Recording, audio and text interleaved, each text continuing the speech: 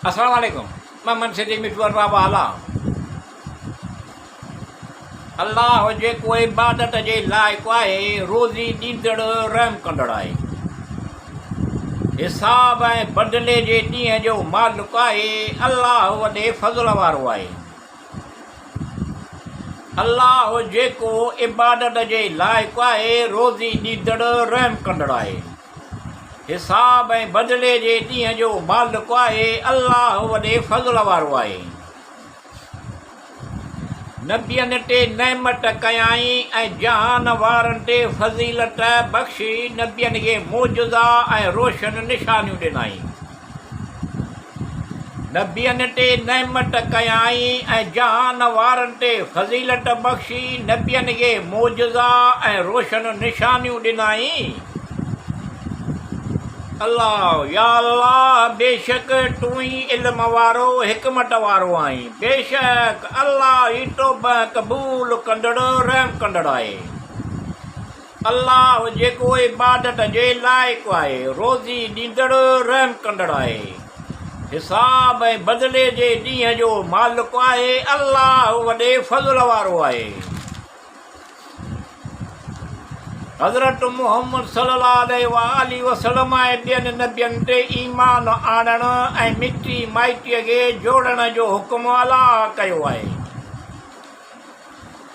हज़रत मुहम्मद सल्लल्लाहु अलैहि वसल्लम ऐं ॿियनि नबियनि ते ईमान आणण ऐं मिटी माइटीअ खे जोड़ण जो हुकुम अला कयो आहे।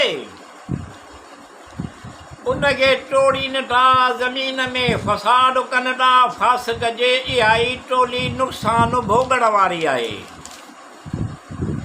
अल्लाह जेको इबादत जे लाइक़ु आहे, रोज़ी ॾींदड़ रहम कंदड़ आहे, हिसाब ऐं बदिले जे ॾींहं जो मालिक आहे। अल्लाह वॾे फज़ल वारो आहे।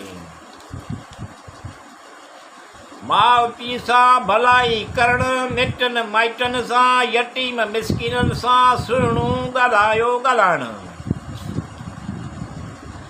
माउ पीउ सां भलाई करणु, मिटनि माइटनि सां, यतीमनि मिसकीननि सां सुहिणो ॻाल्हाइणु मोमिननि लाइ हिदायत ऐं ख़ुशख़बरी आहे।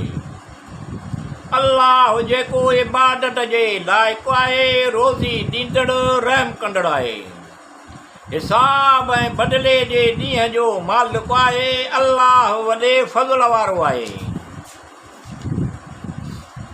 अल्लाह जंहिंखे घुरंदो आहे, पंहिंजे रहमत लाइ ख़ासि कंदो आहे।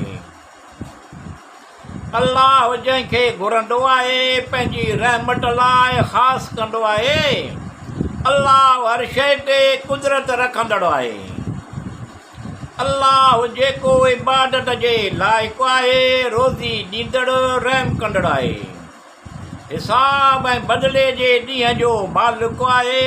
अल्लाह वॾे फज़ल वारो आहे। निमाज़ क़ाइमु करियो, ज़कात ॾियो। निमाज़ क़ाइमु कंदड़नि सां गॾिजी निमाज़ क़ाइमु करियो। निमाज़ क़ाइमु करियो, ज़कात ॾियो। निमाज़ क़ाइमु कंदड़नि सां गॾिजी निमाज़ क़ाइमु करियो। या अल्लाह, आसम में तूं पुॼाए। अल्लाह रब्बुल आलमीन अल रहमान अल रहीम आहे। मिठूअ जा मतिलब नेक मक़सद हासिल थियनि। अल्लाह या अल्लाह, सौने तूं पुॼाए। अल्लाह रब्बुल आलमीन अल रहमान अल रहीम आहे। मिठूअ जा मतिलब नेक मक़सद हासिल थियनि। अल्लाह अव्वल आख़िर ज़ाहिर बातिन रऊफ़ हकीम करीम आहे। अल्लाह जेको इबादत जे लाइक़ु आहे, रोज़ी ॾींदड़ रहम कंदड़ आहे, हिसाब ऐं बदिले जे ॾींहं जो मालिक आहे। अल्लाह वॾे फज़ल वारो आहे।